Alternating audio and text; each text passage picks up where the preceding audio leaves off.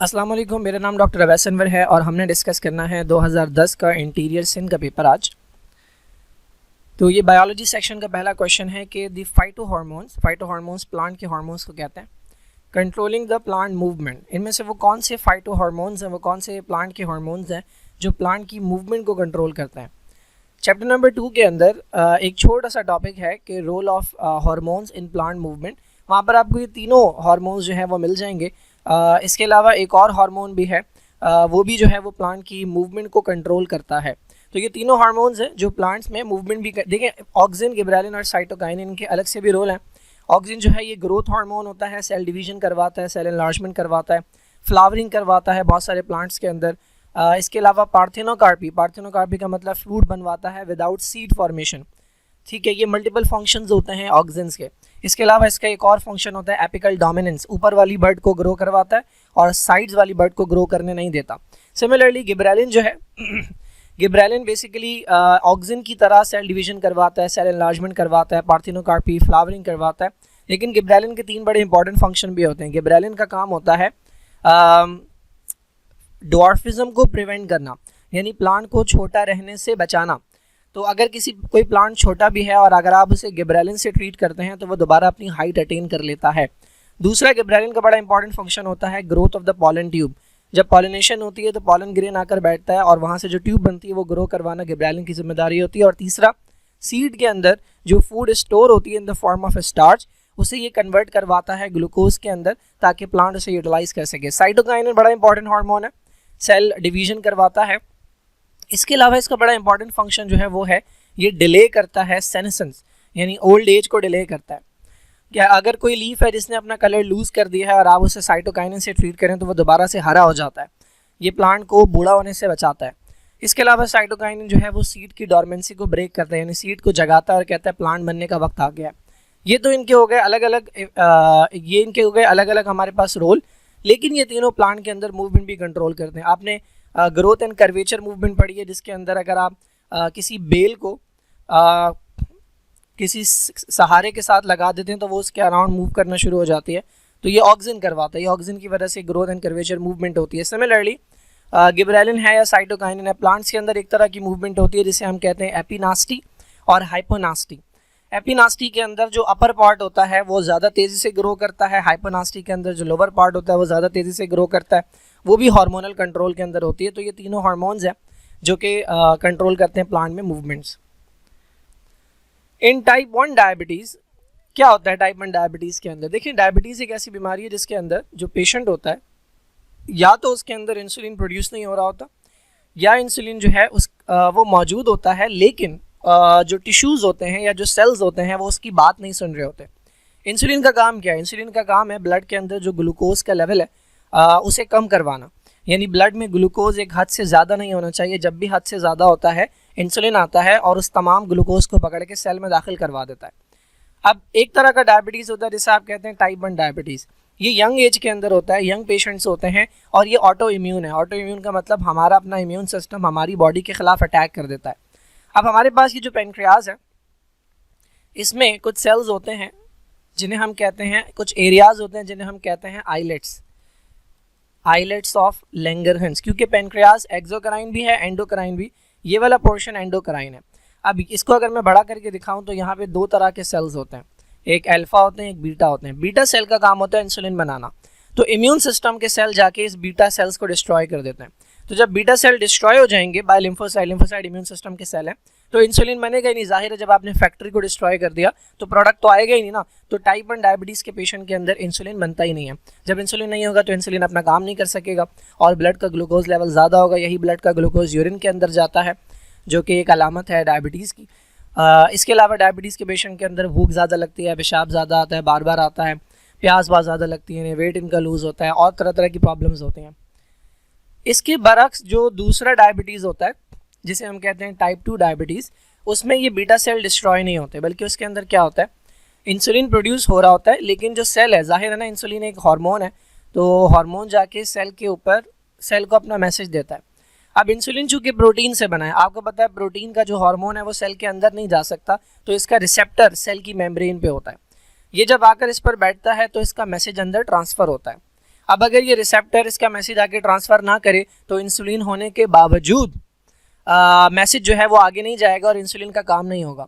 तो शुरू में तो इनके पास इंसुलिन होता है, बॉडी ज़्यादा से ज़्यादा इंसुलिन बनाती है, लेकिन बाद में जाके फिर इनके अंदर इंसुलिन की कमी हो जाती है। तो टाइप 2 डायबिटीज़ जो है ये आपको ओल्डर पेशेंट्स के अंदर मिलता है, 40 अबव के अंदर मिलता है, ये जेनेटिकली होता है, ये फैमिलीज़ के अंदर रन करता है। और टाइप 2 डायबिटीज़ के अंदर बेसिकली जो इंसुलिन जो है उसकी रेजिस्टेंस डेवलप हो जाती है, यानी जो टिश्यूज़ हैं वो उसका कहना नहीं मान रहे होते। ये उन लोगों के अंदर होता है, ज़्यादातर जो ओबीज होते हैं, जो मोटापा जिनके अंदर होता है, क्योंकि जितना ज़्यादा फैट होता है उतना ज़्यादा इंसुलिन की रिक्वायरमेंट बढ़ती चली जाती है। ओके भाई, वीट, ओट और rice and corn they belong to the family. देखें ये सब वो चीज़ें हैं जो हमारी बेसिक खाने की चीज़ें हैं। गंदम और चावल, ठीक है, जब भी ये दोनों चीज़ों का जिक्र आएगा, गंदम और चावल, तो ये आपकी ये वाली फैमिली है जिसे आप कहते हैं फैमिली पोएसी, या जिसे ग्रास फैमिली कहते हैं, या जिसे ग्रामीणी फैमिली कहते हैं। बुक के अंदर जो सबसे आखिरी फैमिली है जिसका फ्लोरल फार्मूला सबसे बड़ा होता है, जिसकी फ्लोरल डायग्राम सबसे वाहियात होती है, ये उससे बिलोंग करते हैं। इसके अलावा शुगर केन भी इसी से बिलोंग करता है, जिससे आपकी चीनी बनती है। फेबेसी से क्या बिलोंग करता है, तो आपका जो पी प्लांट है। क्यों पी प्लांट इंपॉर्टेंट है? बिकॉज जो मेंडल था, जेनेटिक्स का जो पूरा चैप्टर है जिसमें मेंडल ने बहुत सारे एक्सपेरिमेंट किए, वो पी प्लांट के ऊपर किए हैं।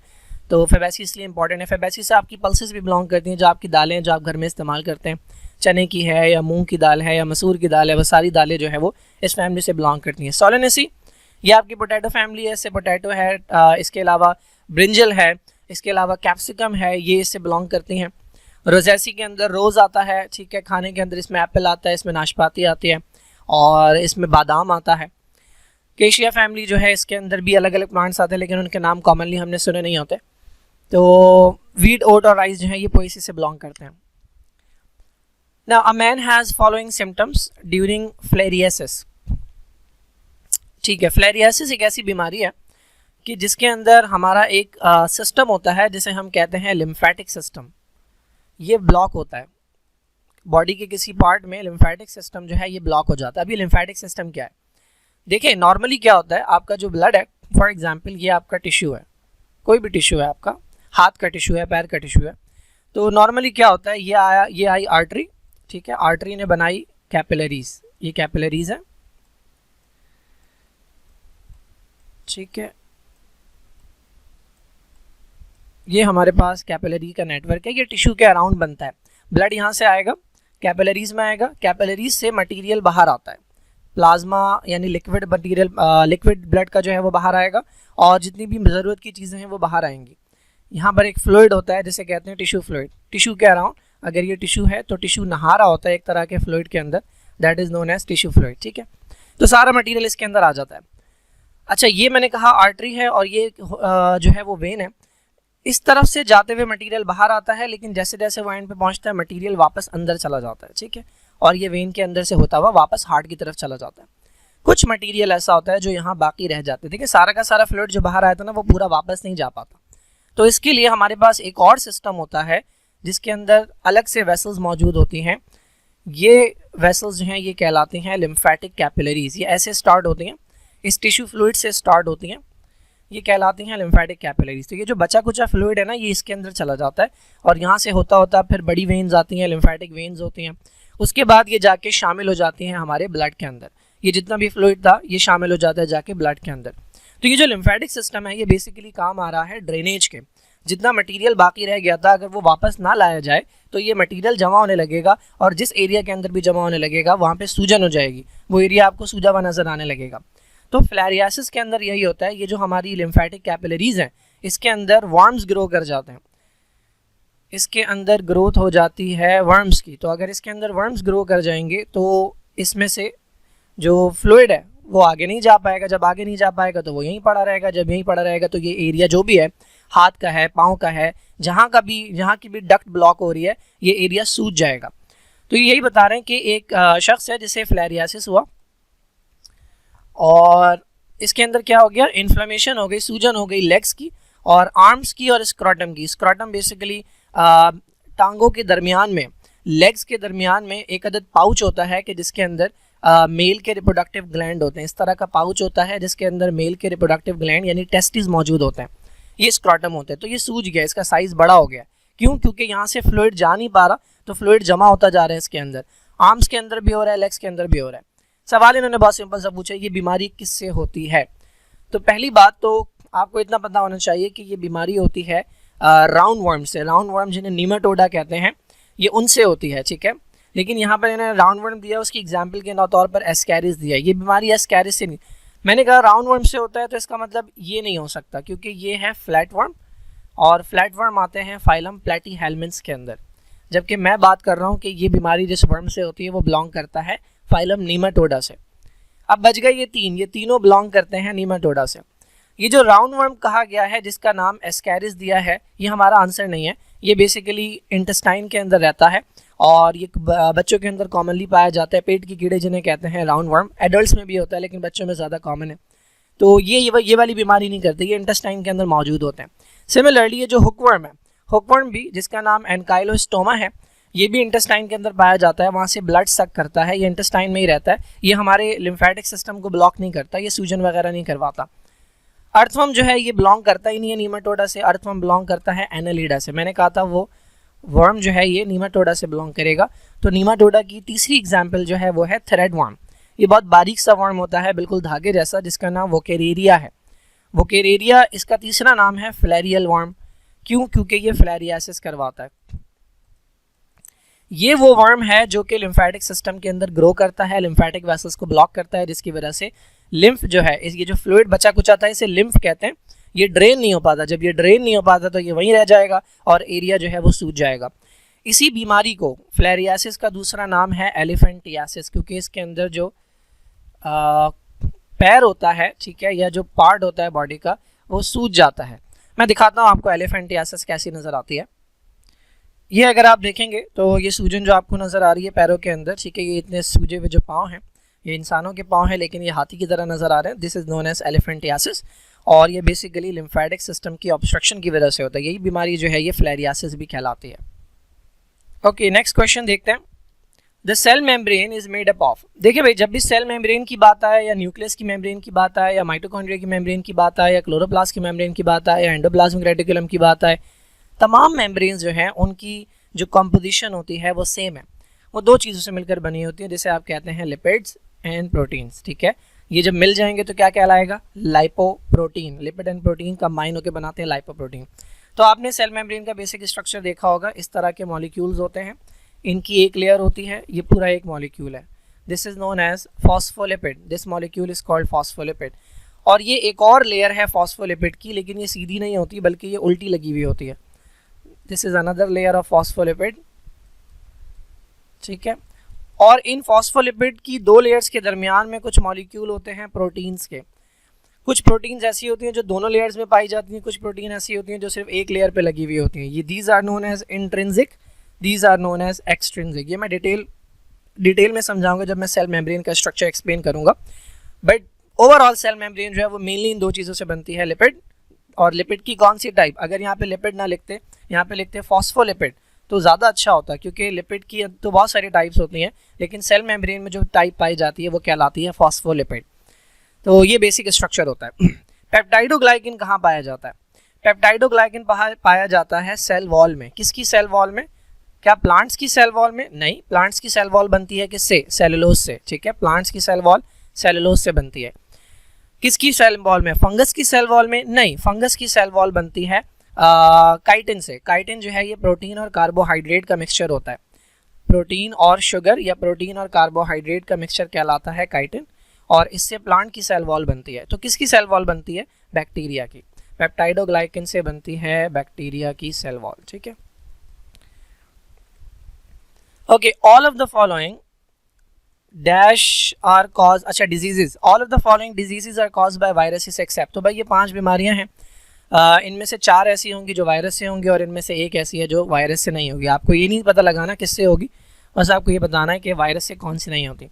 तो अगर आपने चैप्टर नंबर 5 थोड़ा सा भी पढ़ा है, थोड़ा सा भी, ज़र्रा बराबर भी पढ़ा है, तो आपको ये बीमारियों के नाम वहाँ मिल जाएंगे। पोलियोमाइलाइटिस पोलियो के वायरस से होता है, जिसकी वैक्सीनेशन जो है ये बहुत अरसे से जारी है, हमारे यहाँ अभी तक ख़त्म नहीं हुआ, बिकॉज हमारे यहाँ लोग वैक्सीन जो है उससे साजिश समझते हैं। तो पोलियोमाइलाइटिस जो है, जिसके अंदर जो बच्चे हैं वो माजूर हो जाते हैं, क्योंकि ये वायरस जाके स्पाइनल कॉर्ड पर अटैक करता है। स्पाइनल कॉर्ड जो है हमारी हाथ और पैरों को कंट्रोल करती है, तो स्पाइनल कॉर्ड डैमेज होगी तो हाथ या पैर जो है वो काम नहीं कर सकेगा। तो पोलियोमाइलाइटिस वायरस से होता है, पोलियो वायरस। कॉमन कोल्ड, ये नज़ला ज़ुकाम है, ये हमारे राइनो वायरसेस होते हैं। ये वायरसेस 200 से ज़्यादा इनकी वैरायटीज़ होती हैं जो फ्लू कॉज करते हैं या कॉमन कोल्ड जो है जिसे आप कहते हैं ये कॉज करते हैं। येलो फीवर, येलो फीवर एक ऐसी बीमारी है जिसके अंदर बॉडी में जॉन्डिस हो जाएगा, बुखार होगा, बॉडी एक होगा, दर्द वगैरह होगा, और ये बेसिकली वायरसेस से होती है। और ये वायरस जो है हम तक जो आते हैं ये आर्थ्रोपोड के ज़रिए आते हैं, यानी इंसेक्ट के ज़रिए आते हैं। तो ऐसे वायरसेस को आपकी बुक में कहा गया है आर्बो वायरसेस।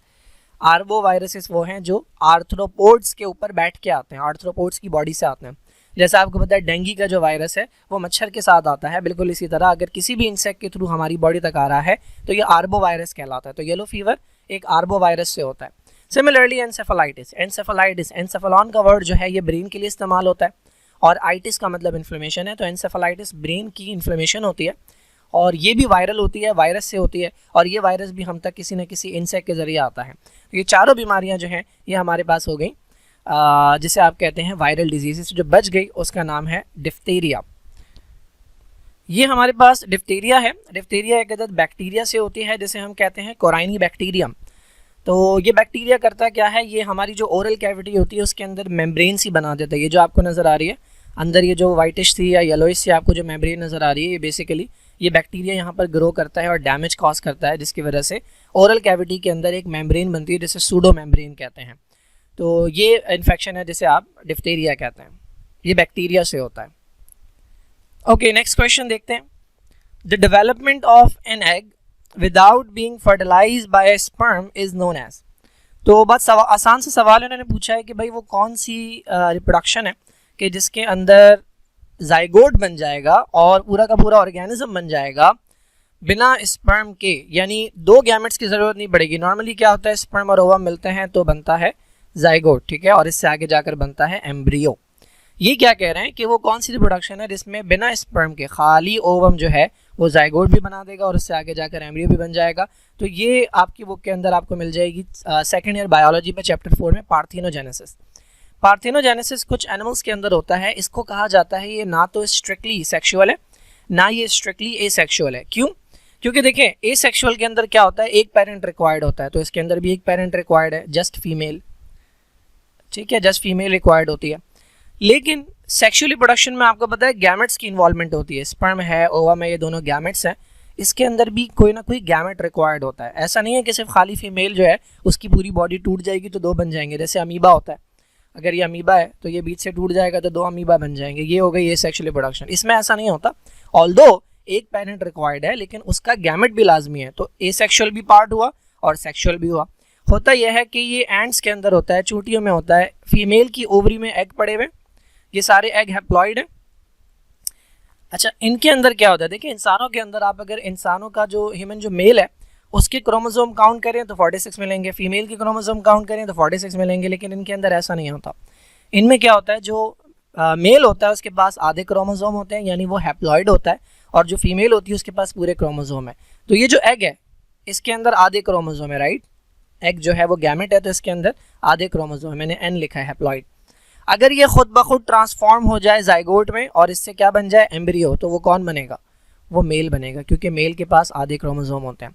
और अगर ये वाला एग और ये वाला एग आपस में फ्यूज़ हो जाएं तो हैप्लॉइड और हैप्लॉइड क्या हो गया, ये बन गया डिप्लॉइड, ये बनेगी आगे जाके फीमेल, ठीक है। तो ये एंड्स के अंदर सिस्टम होता है जिसे आप हैप्लॉइड डिप्लॉइड सिस्टम कहते हैं। इनके मेल आधे क्रोमोसोम वाले होते हैं और फीमेल पूरे क्रोमोसोम वाली होती हैं।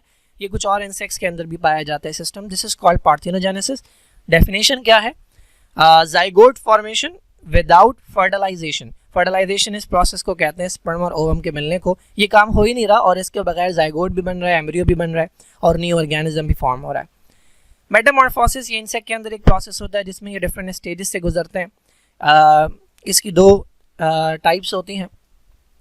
एक में क्या होता है कि भाई एग होता है, एग से जो निकलता है वो एनिमल जैसा बिल्कुल नहीं दिखता, बिल्कुल अलग नज़र आता है, तो इसे आप लार्वा कहते हैं। लार्वा बहुत खाता है फिर सो जाता है।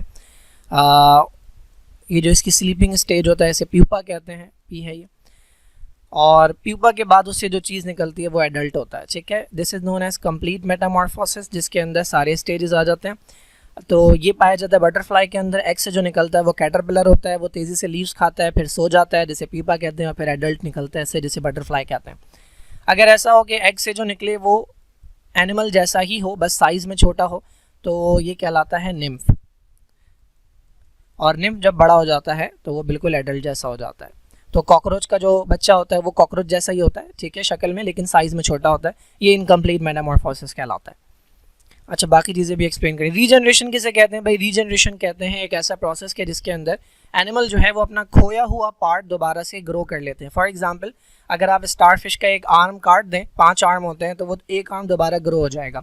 लिजर्ड की अगर आप टेल काट दें तो वो दोबारा ग्रो हो जाती है। रीजनरेशन की जो एबिलिटी होती है ना, वो इन्वर्सली प्रोपोर्शनल होती है टू द कॉम्प्लेक्सिटी। इसका मतलब यह है कि जितना ज़्यादा एनिमल कॉम्प्लेक्स होगा, एडवांस होगा, रीजनरेशन की एबिलिटी उतनी कम होगी। तो आप किंगडम एनिमेलिया में स्टार्ट से चलते जाएं। सबसे पहला फाइलम है पॉरीफेरा, सबसे ज़्यादा रीजनरेशन इनके अंदर होती है। पॉरीफेरा की आप पूरी बॉडी को मल्टीपल पीसेस में डिवाइड कर दें, हर पीस से नया एनिमल बन जाएगा। जैसे जैसे आप किंगडम एनिमेलिया में आगे जाते जाएंगे, रीजनरेशन की एबिलिटी कम होती जाती है। इंसान सबसे आखिर में आते हैं, तो इंसानों के अंदर रीजनरेशन की एबिलिटी सबसे कम होती है। ओके, ये क्वेश्चन पहले भी देख चुके हैं हम किसी और पेपर में, ये आपकी बुक से लिया गया है, समवॉट रिजेंबल करता है। If the new born babies gate mix up in a hospital, ठीक है, 2 बच्चे हैं वो मिक्स हो गए हैं क्योंकि बच्चे एक ही जैसे नजर आते हैं। How could you determine there parentage from the information given below? अब जो है वो 2 कपल्स हैं, उनका बच्चा पैदा हुआ एक ही वक्त में। अब वो नर्स लेके चली गई, उसने रख दिया कहीं पे, जो उनका नर्सरी होती है वहाँ पे बच्चों को रख दिया। अब पता नहीं लग रहा कि कौन सा बच्चा जो है वो किस कपल का था। तो क्या करें भाई? तो ब्लड ग्रुप से पता लगाएंगे, ठीक है। तो बेबी 1 जो है उसका ब्लड ग्रुप है O और बेबी 2 का ब्लड ग्रुप है B। ये एक कपल है मिस्टर एंड मिसेस अली, ये इनके ब्लड ग्रुप है, और ये दूसरा कपल है मिस्टर एंड मिसेस अहमद, ये इनका ब्लड ग्रुप है। तो ये क्वेश्चन जो है ये बड़ा आसान सा लग रहा है, लेकिन ये आसान सा है नहीं, ये आसान सा है नहीं, क्योंकि इसके ऑप्शंस जो है ना ये थोड़े से डिफ़िकल्ट हैं। तो देखिए भाई, सबसे पहले बात कर लेते हैं बेबी नंबर 1 की, कि बेबी नंबर 1 किसका हो सकता है। बेबी नंबर 1 जो है ना, इसका जो ब्लड ग्रुप है वो है O। जो O ब्लड ग्रुप होता है, इसका मतलब इसके पास दोनों जीन्स ऐसी हैं जो O करवाने वाली हैं। O करवाने वाली जो जीन होती है उसको हम स्मॉल आई से रिप्रेजेंट करते हैं, सही है। अब ये स्मॉल आई अगर इसके पास 2 हैं, तो एक इसके पास अपने फादर से आया होगा और एक इसके पास अपनी मदर से आया होगा। इसका मतलब इसके फादर और मदर के पास भी एक एक स्मॉल आई होगा, ठीक है, जब भी तो आएगा ना बच्चे में, ठीक है। अच्छा, अब पहला कपल देखते हैं। पहला जो कपल है उसमें एक का ब्लड ग्रुप है A और एक का ब्लड ग्रुप है B। तो अगर हम मिसेस अली को यहाँ ले लें, या मिस्टर अली को यहाँ ले लें, दिस इज़ मिस्टर अली और दिस इज़ मिसेस अली। तो मिस्टर अली का जो ब्लड ग्रुप है वो B है। देखिए, जिनका ब्लड ग्रुप B होता है उनके 2 तरह के, दोनों में से कोई एक उनका जीनोटाइप हो सकता है। या तो उनके पास दोनों जीन्स B करवाने वाली होंगी, IB, ठीक है, इसे हम होमोजाइगस कहते हैं। या उनके पास एक जीन B करवाने वाली होगी और एक जीन O करवाने वाली होगी। इस वक्त जो इनका जीनोटाइप है वो ये है। मिस्टर अली जो हैं, उनका जो ब्लड ग्रुप B है, उनके पास एक जीन B करवाने वाली है, या IB लिखा है मैंने, एक जीन B करवाने वाली है और एक जीन O करवाने वाली है, तो इन्होंने अपने बच्चे को O करवाने वाली जीन दी है। सिमिलरली जो मिसेस अली हैं, इनका ब्लड ग्रुप A है। जिसका ब्लड ग्रुप A होता है उसके पास या तो दोनों जीन्स A करवाने वाली होती हैं, या उसके पास एक जीन O करवाने वाली और एक जीन A करवाने वाली होती है। इस कंडीशन में मिसेस अली का ब्लड ग्रुप ये नहीं, जीनोटाइप ये नहीं है, मिसेस अली का जीनोटाइप ये है, क्योंकि इन्होंने भी अपने बच्चे को एक O दिया है। तो इससे हमें पता लगता है कि जो बेबी 1 है ये मिस्टर अली का हो सकता है, मिस्टर एंड मिसेस अली का हो सकता है, ठीक है। लेकिन बेबी 1 का ब्लड ग्रुप O है और O के लिए आपको 2 आई चाहिए होते हैं। तो मिस्टर और मिसेस अहमद जो हैं, इनका ब्लड ग्रुप है A और A। अगेन बेबी नंबर 1 का ब्लड ग्रुप है O, यानी उसके पास 2 आई हैं, और ये 2 आई जो हैं ये उसे मिलेंगे पेरेंट से। तो एक आई इधर से आया और एक आई इधर से आया। अब देखिए, मिस्टर और मिसेस अहमद के दोनों का ब्लड ग्रुप है A। मैंने आपको बताया था जिसका ब्लड ग्रुप A होता है, या तो उसके पास दोनों जीन्स A वाली होंगी, या उसके पास एक जीन A वाली और एक जीन O वाली होगी। तो ऐसा हो सकता है कि मिस्टर अहमद के पास एक जीन A वाली हो और एक जीन O वाली, और मिसेस अहमद के पास भी एक जीन A वाली और एक जीन O वाली। इसका मतलब ये जो बेबी 1 है ये दोनों का हो सकता है, मिस्टर एंड मिसेस अली का भी हो सकता है और मिस्टर और मिसेस अहमद का भी हो सकता है, ये दोनों का हो सकता है, ठीक है। तो अगर आप पहली दो स्टेटमेंट के ऊपर गौर करें कि बेबी वन जो है is the child of mister and missus Ahmed, मैंने यहाँ पर प्रूव किया है कि बेबी वन मिस्टर और मिसेस अहमद का हो सकता है, तो ये स्टेटमेंट सही है। लेकिन अगर आप दूसरी स्टेटमेंट देखें कि baby one is the child of mister और मिसेस अली, हमने यहाँ देखा कि बेबी वन जो है वो मिस्टर और मिसेस अली का भी हो सकता है, तो ये स्टेटमेंट भी सही है। इसका मतलब कुछ सही स्टेटमेंट में से हमें कोई बेस्ट स्टेटमेंट निकालनी है। तो आप बेबी टू को डिस्कस कर लेते हैं। बेबी टू का ब्लड ग्रुप है बी। जिसका ब्लड ग्रुप बी होता है उसके पास या तो दोनों जीन्स बी वाली होती हैं, आई बी, ठीक है, या उसके पास एक जीन बी वाली होती है, आई बी, और दूसरी जीन ओ वाली होती है, ठीक है। अब पहले मिस्टर और मिसेस अली के लिए देख लेते हैं। बल्कि स्टेटमेंट क्या है, baby two is the child of mister and missus Ahmed. ये स्टेटमेंट कह रही है कि बेबी टू जो है वो मिस्टर और मिसेस अहमद का है। लेकिन ये स्टेटमेंट यहीं पर गलत हो जाती है। क्यों गलत हो जाती है? बिकॉज मिस्टर और मिसेस अहमद का ब्लड ग्रुप है ए, बेबी का ब्लड ग्रुप है बी। तो बी के लिए लाजिम है कि कहीं ना कहीं से एक जीन तो बी वाली आएगी, क्योंकि या तो दो जीन्स चाहिए होती हैं बी के लिए या एक जीन चाहिए होती है बी के लिए। तो दो जीन्स को तो छोड़ें, अगर हम इसकी बात करें तो एक तरफ से इसके पास बी वाली जीन आएगी और एक तरफ से ओ वाली आएगी। अब मिस्टर और मिसेस अहमद में से दोनों के पास से ये वाली तो आ सकती है, ओ वाली जीन आ सकती है, लेकिन बी वाली नहीं आ सकती क्योंकि इनके पास तो बी है ही नहीं। तो ये स्टेटमेंट हो गई गलत कि मिस्टर और मिसेस अहमद जो हैं उनका बच्चा बी हो ही नहीं सकता। लेकिन अगर हम मिस्टर और मिसेस अली की बात करें तो मिस्टर अली का ब्लड ग्रुप जो है वो बी है और मिसेस अली का ब्लड ग्रुप जो है वो ए है। हो सकता है इनका बी वाला ब्लड ग्रुप ऐसा हो कि जिसमें एक जीन बी वाली हो और एक जीन आई वाली यानी ओ ब्लड ग्रुप वाली हो। और जो मिस्टर अली हैं इनका ब्लड ग्रुप ऐसा हो सकता है कि इनके पास एक जीन जो है वो ए करवाने वाली हो और एक जीन जो है वो ब्लड ग्रुप ओ करवाने वाली हो। तो जब यहाँ से बी वाली आएगी और यहाँ से ओ वाली आएगी यानी आई बी हो जाएगा और ओ हो जाएगा, तो बच्चे का ब्लड ग्रुप बी बन जाएगा। इसका मतलब सेकंड बच्चा जो है वो भी बिलोंग करता है किससे? मिस्टर और मिसेस अली से। तो यहाँ पर स्टेटमेंट दी है both baby one and baby two they are children of mister and missus Ali. तो ये स्टेटमेंट यहाँ पर करेक्ट हो जाती है। दोनों बच्चे जो हैं ये मिस्टर और मिसेस अली के हो सकते हैं। Now the hollow filamentous appendages which help in conjugation in bacteria are। देखें बैक्टीरिया के स्ट्रक्चर के अंदर ये बहुत सारी चीज़ें होती हैं, मैं बना के दिखाता हूँ। ये हमारे पास सेल मेम्ब्रेन है, सेल मेम्ब्रेन के बाहर ये सेल वॉल है। सेल वॉल जो है ये पेप्टाइडोग्लाइकिन की बनी होती है बैक्टीरिया में। सेल वॉल के बाहर कुछ बैक्टीरिया के पास एक अदद और स्ट्रक्चर होता है जिसे कहते हैं आप कैप्सूल, ठीक है। तो सेल वॉल हो गया, कैप्सूल हो गया। सेल मेम्ब्रेन के अंदर से यहाँ पर एक अदद स्ट्रक्चर होता है जिसे कहते हैं बेसल बॉडी और इससे निकलता है एक रोप लाइक स्ट्रक्चर जिसे आप कहते हैं फ्लैजिला। ये मूवमेंट के काम आता है, ठीक है। तो फ्लैजिला भी हो गया। स्टोरेज बॉडीज, अंदर लिपिड जो है वो जमा होता है, खाना जो है जमा होता है छोटे छोटे पैकेट्स में, वो स्टोरेज बॉडीज़ होती हैं। इन तमाम का काम जो है वो अलग अलग है, इनका काम कॉन्जुगेशन में नहीं है। कॉन्जुगेशन क्या है? कॉन्जुगेशन एक ऐसा प्रोसेस है जिसमें दो बैक्टीरिया जो हैं ये एक दूसरे के करीब आते हैं और एक बैक्टीरिया दूसरे बैक्टीरिया को गिफ्ट देता है। ये एक बैक्टीरिया है और ये दूसरा बैक्टीरिया है, ये दोनों एक दूसरे के करीब आएंगे। इसके पास ना एक अदद ये गिफ्ट पड़ा हुआ है, दिस इज़ कॉल्ड प्लाज्मिड, ठीक है। दिस इज़ प्लाज्मिड, ये एक्स्ट्रा डीएनए होता है। एक तो ये इसका क्रोमोसोम है, एक ये एक्स्ट्रा डीएनए है। तो ये बैक्टीरिया इस बेचारे को, चूंकि इसके पास प्लाज्मिड नहीं है, ये बैक्टीरिया इस बैक्टीरिया को ये गिफ्ट करता है। तो उसके लिए इनके पास ना ट्यूब्स होती हैं और ये दोनों अपनी अपनी ट्यूब मिलाते हैं। ये ट्यूब कहलाती है पाइली। इसे पेलाई भी पढ़ते हैं कुछ लोग, इसे पाइली भी पढ़ते हैं। और इस ट्यूब के थ्रू ये यहाँ से जो प्लाज्मिड है वो मूव करके आता है और इसको भी मिल जाता है। तो इस तरह से ये जो शेयरिंग हो रही है डीएनए की, this is known as conjugation. Conjugation basically genetic recombination की टाइप होती है। जेनेटिक रिकॉम्बिनेशन एक ऐसा प्रोसेस है जिसमें एक बैक्टीरिया का डीएनए दूसरे बैक्टीरिया में ट्रांसफर होता है। तो ये एक तरीका है कि डायरेक्टली पिलाए के जरिए जो है वो डीएनए को ट्रांसफर किया जाए, ये प्रोसेस कहलाता है कॉन्जुगेशन। इसके लिए जो पाइप इस्तेमाल होते हैं वो कहलाते हैं पिलाए या पाइली और इन्हें कॉन्जुगेटिंग ट्यूब्स भी कहते हैं। The number of tarsals and metatarsals in human feet are। देखें जिस तरह आपकी रिस्ट के अंदर जो कलाई है हमारी, अगर ये हमारा आर्म है, ठीक है, और ये हमारा फोर आर्म है, तो उसके बाद आती है हमारी कलाई। कलाई के अंदर हमारी 8 छोटी छोटी हड्डियाँ होती हैं जिन्हें हम कहते हैं कार्पल्स। और इसके बाद 5 हड्डियां होती हैं जिन्हें हम कहते हैं मेटाकार्पल्स, ठीक है। और उसके बाद फिर छोटी छोटी 14 हड्डियां होती हैं जिन्हें हम कहते हैं फेलेंजेस। तो हम बात कर रहे हैं इनकी मेटाकार्पल्स की और कार्पल्स की। तो हमारे हाथ में 8 कार्पल्स होती हैं रिस्ट में और 5 मेटाकार्पल्स हैं। बिल्कुल इसी तरह से इसी पैटर्न पे आपका जो टखना होता है, अगर ये आपकी थाई है, ठीक है,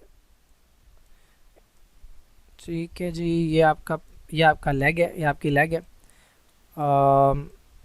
ये आपके एंकल है, ठीक है, और बड़ा अजीब सा पैर बन रहा है। तो ये जो एंकल है इसके अंदर बिल्कुल जिस तरह यहाँ पे कार्पल में 8 हड्डियाँ थी, इस एंकल के अंदर 7 हड्डियाँ होती हैं जिन्हें हम कहते हैं टार्सल्स, ठीक है। यहाँ पे 7 होती हैं, यहाँ पे 8 थी, यहाँ पे 7 होती हैं, तो इन्हें हम कहते हैं टार्सल्स। और इसके बाद आगे जिस तरह कार्पल्स के बाद 5 मेटाकार्पल्स हैं, यहाँ पे टार्सल्स के बाद 5 जो है ये मेटाटार्सल्स होते हैं, ठीक है। तो ये जो मेटाटार्सल्स हैं ये हमारे पास 5 होती हैं। तो इन्होंने यहाँ पे कहा है भाई कितनी टार्सल्स हैं और कितनी जो है वो मेटाटार्सल्स हैं ह्यूमन फीट के अंदर। अब मैंने आपको बताया कि टार्सल कितनी है, टार्सल 7 है और मेटाटार्सल्स कितनी है, 5। कहीं नज़र आ रहा है आपको ऑप्शन? तो अब बच्चा कंफ्यूज हो जाएगा। तो देखें ये बहुत छोटी छोटी सी चीज़ें होती हैं जिनसे आपका पूरा क्वेश्चन चेंज हो जाता है। इन्होंने फीट का वर्ड यूज़ किया है, इन्होंने फुट नहीं कहा। फुट एक पैर को कहते हैं, फीट मिलाकर दोनों पैरों को कहते हैं। तो बेसिकली ये दोनों पैरों में पूछ रहे हैं। तो अगर एक पैर में 7 टार्सल्स हैं तो मल्टीप्लाई कर दें 2 से, तो टार्सल्स हो गई 14। और अगर एक पैर में 5 मेटाटार्सल्स हैं तो मल्टीप्लाई कर दें 2 से, ये हो गए 10, ठीक है। तो बहुत पहली बात तो इसमें एक ही ऑप्शन दिया हुआ है। ऐसा भी करते हैं कि पहले 10 दे देंगे और फिर 14। देखिए पहले जिस चीज़ के बारे में पूछा जा रहा है पहले नंबर पे वही चीज़ आनी चाहिए। तो टार्सल्स 14 हुई दोनों पैरों की मिला के, और फिर मेटाटार्सल्स हैं जो 10 हुई दोनों पैरों की मिला के।